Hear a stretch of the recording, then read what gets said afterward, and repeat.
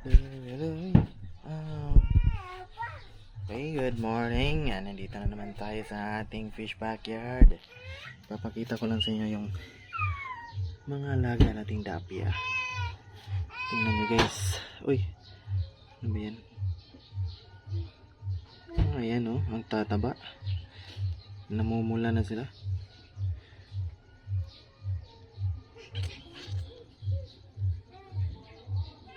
Ayan guys, ang lalaki ng ano natin, Magna Dapia. Yan oh.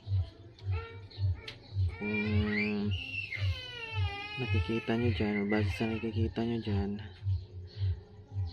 para mga seahorse or seahorse na lumalangoy.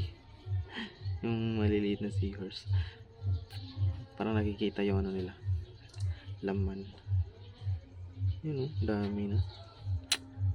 Yan, so piniprepare lang natin guys kasi merong pupunta ngayon. Pipick up lang daw niya yung Magna Dapia starter.